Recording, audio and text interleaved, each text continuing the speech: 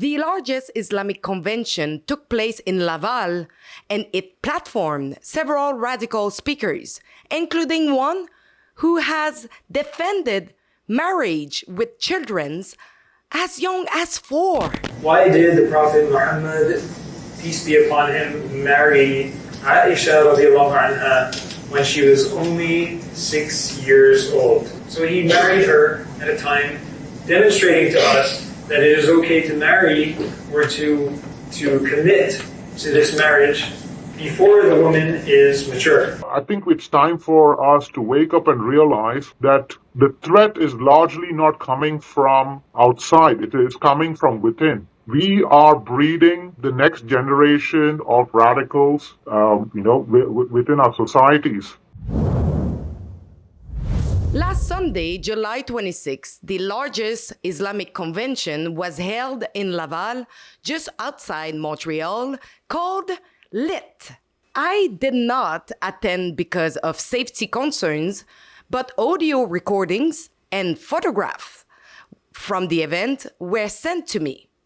I reviewed the material, and it raised serious concerns about the radicalization taking place in Canada, especially because the convention was aimed at young people between the age of 15 and 30. Today, I'm speaking with an expert on Islamist, extremism, and Muslim Brotherhood network to dissect the speeches delivered at this convention.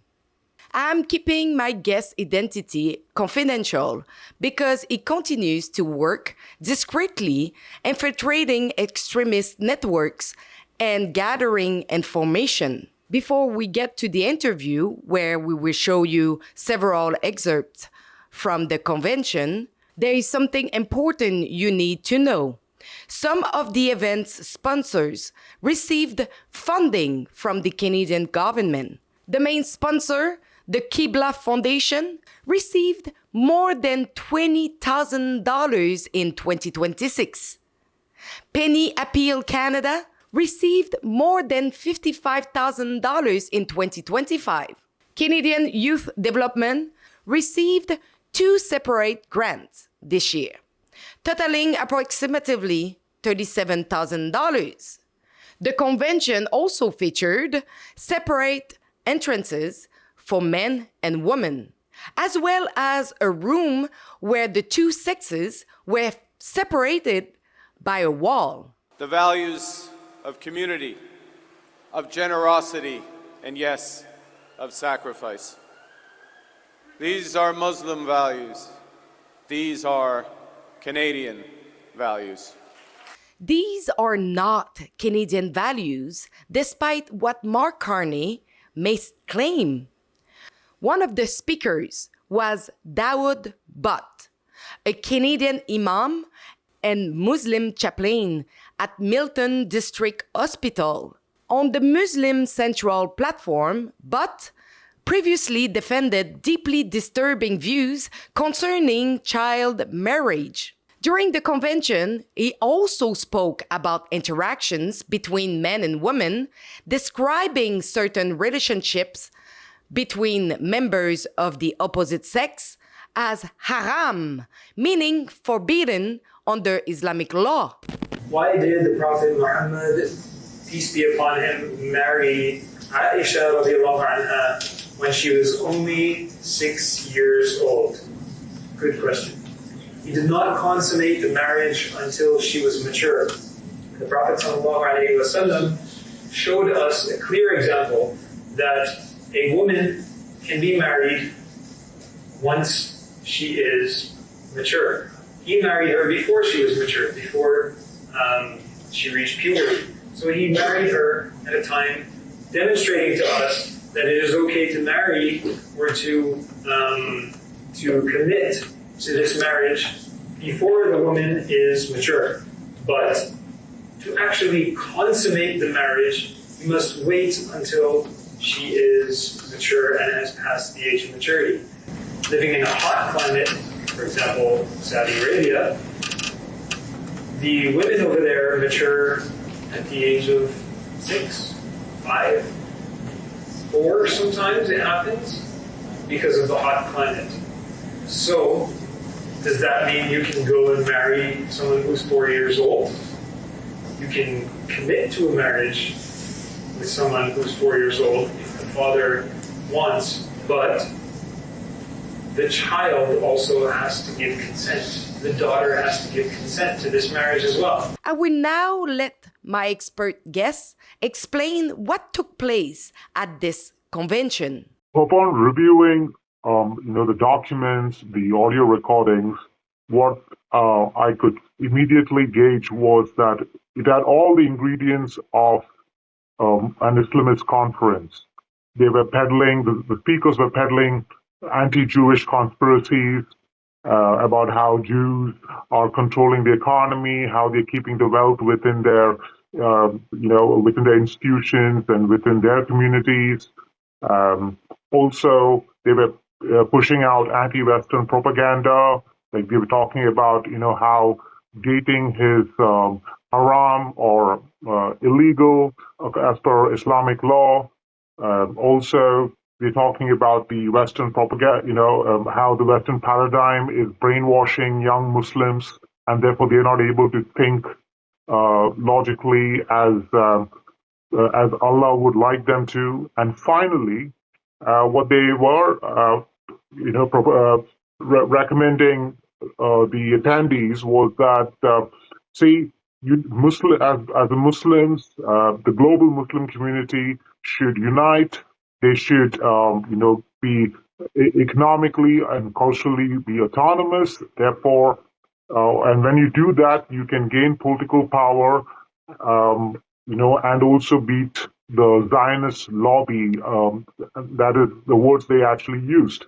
So you can see in all these are the three common characteristics that you associate with any typical Islamist conference in the West. And I know you know a lot about the Muslim Brotherhood ideology. Were you able to kind of see some element emerging that was actually in the textbook and in the scriptures propagated by the Muslim Brotherhood ideology?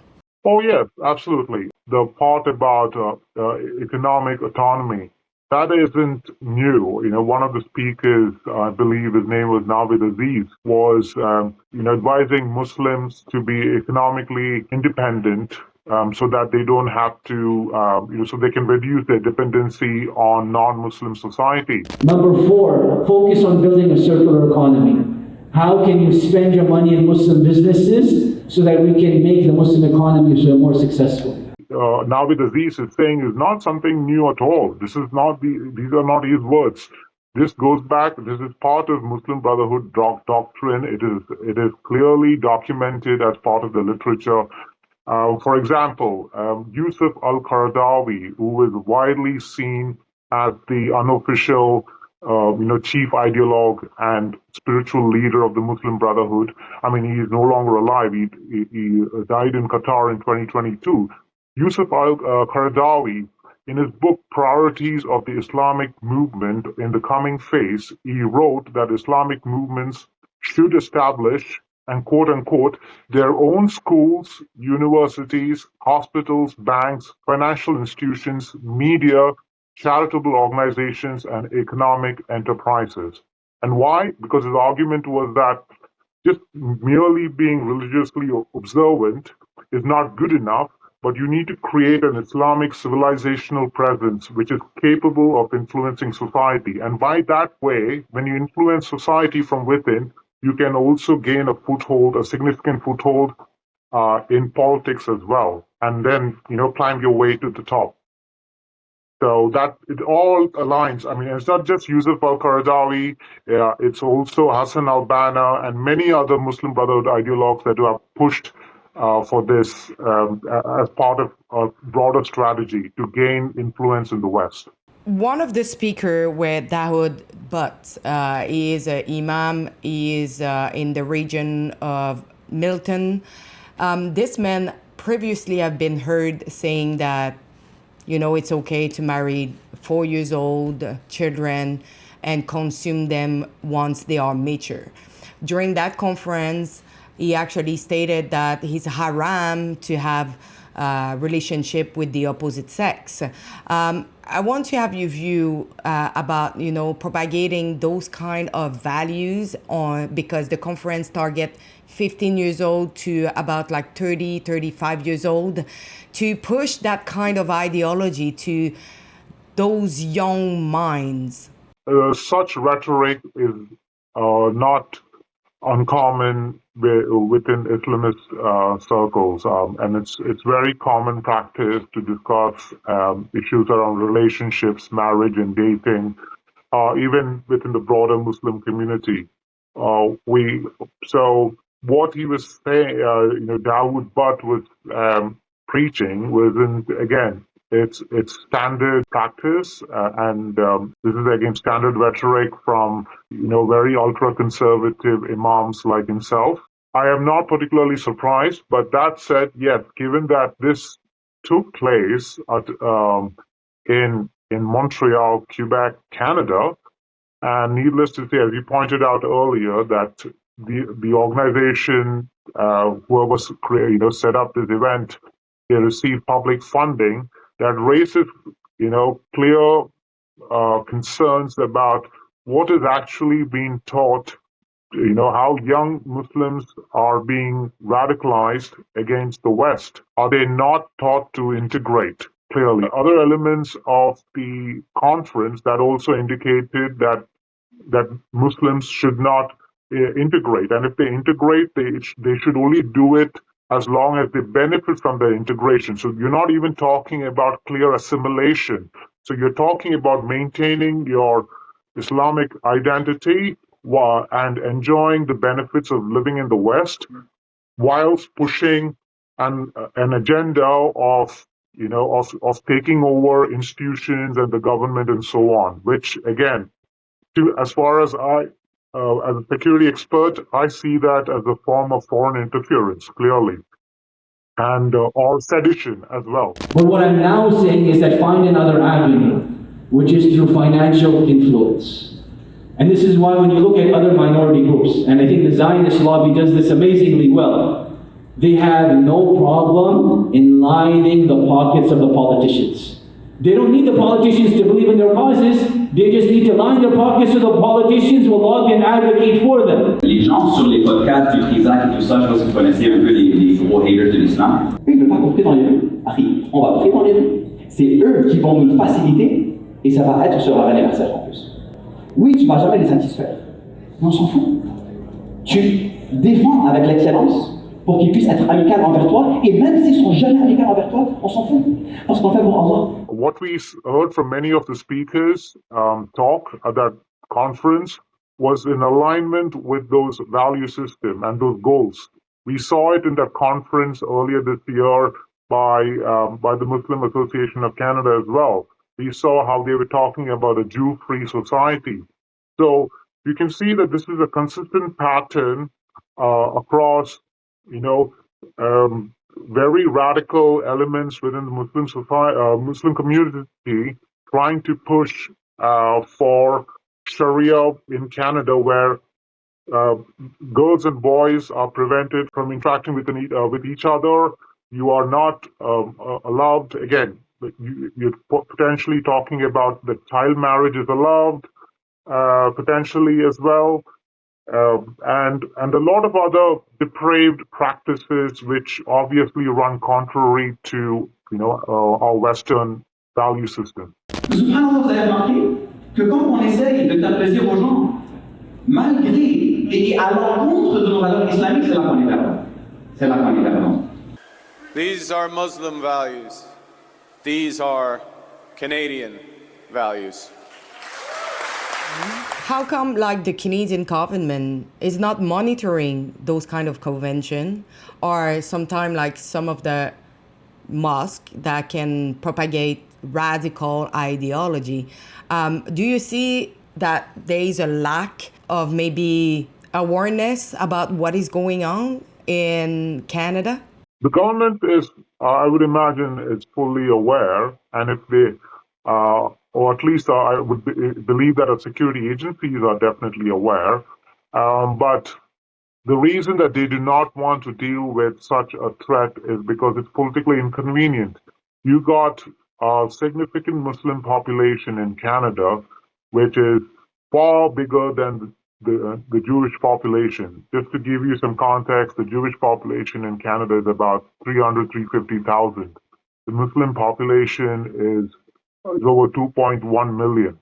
You don't need to be a political guru to figure out that if you're seeking political power in Canada as you're a party, the leader of a party, you obviously want to side with with the community that gives you significant votes. And mind you, in the last federal election in 2025, the Muslim voters turned out in far greater numbers than the national average, the Canadian. So that also goes to tell you that our political parties, especially the Mark Carney government, has no desire to deal with the threat of Islamic extremism. And so, which is why we are allowing these individuals, these radical individuals, to run roughshod across Canada, perpetrating their radical beliefs and also radicalizing vulnerable Muslim youth. And this is all building up to a very concerning future down the line. So, because I'm not talking you must understand, not the threat is not only about guns, bombs, or vehicles. Like we saw what happened in the Berlin Pride Parade last week. We're not only talking about ISIS like attacks.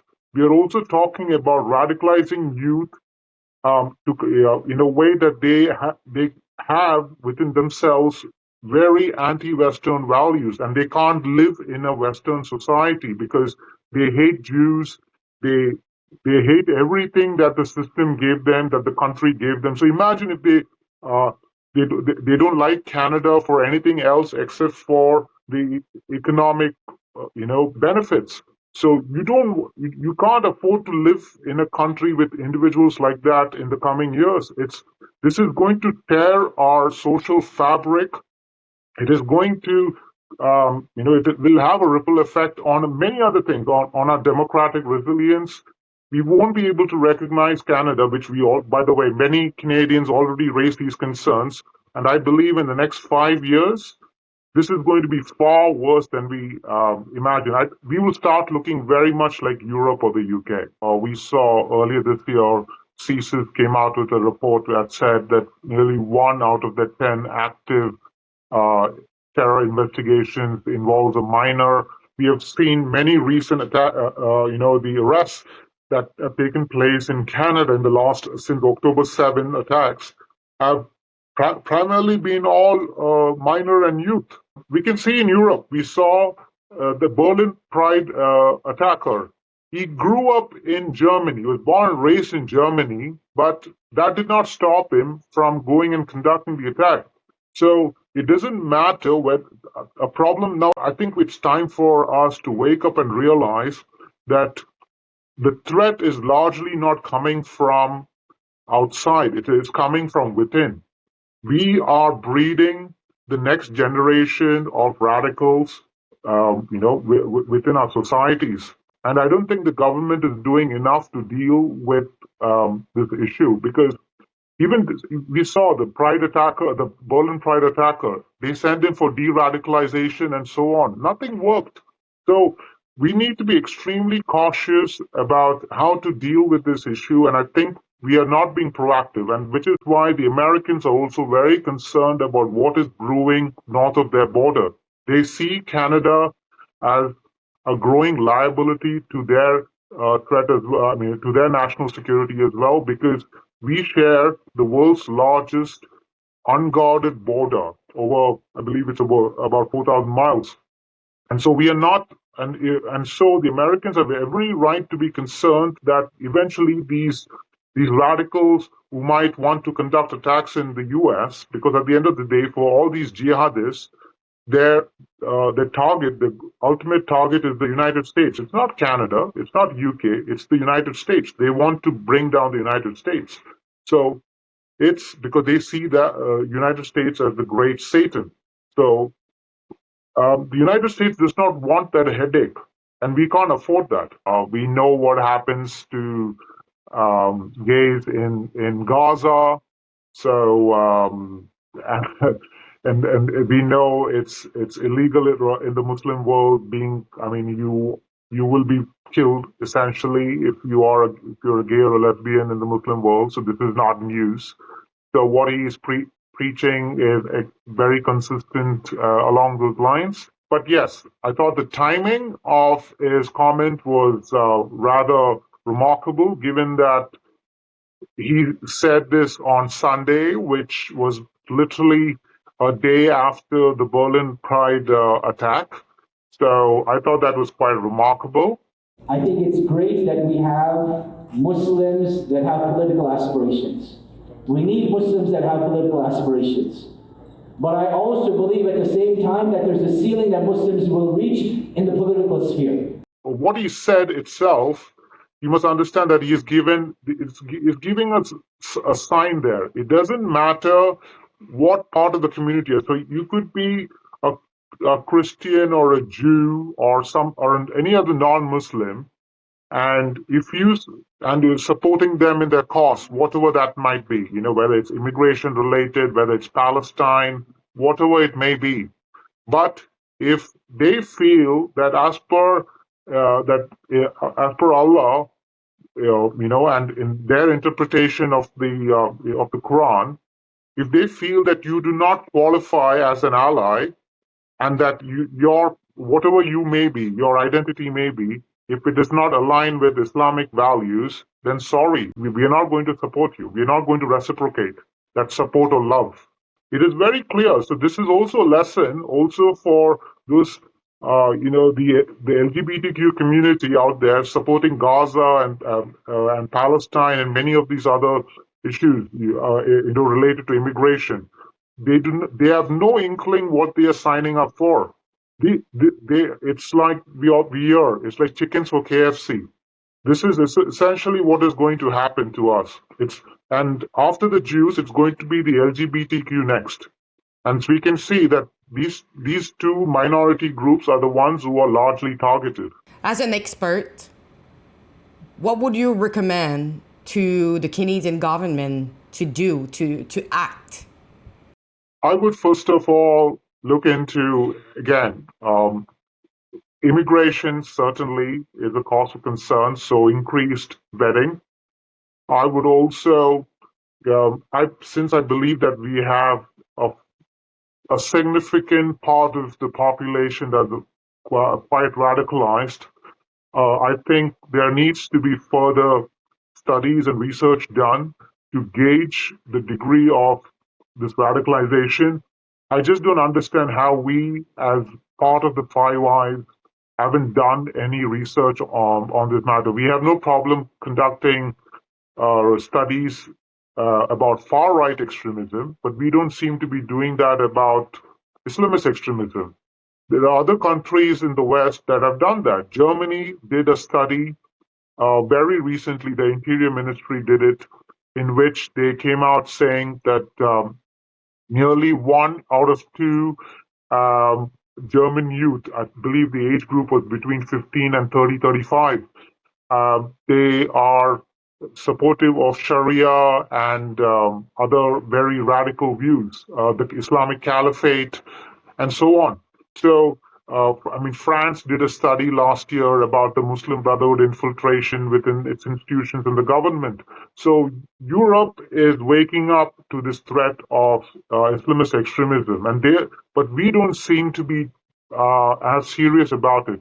We seem to be trying to, deflect and mislead Canadians into thinking that far right is our greatest threat. Sure, I'm sure there are far right threats, but in my view, I don't see them as anything remotely concerning as the threat of Islamist extremism. So I think the government needs to do a lot more, invest a lot more towards dealing with the threat of radical Islam. At Ribbon News, we believed that if you are here in Canada, you're not a citizen, but you are involved with vandalism, harassment, crimes, anti-Semitism, you should be deported. You have nothing to do here. So if you agree, go and sign the petition at deporthamas.com right now.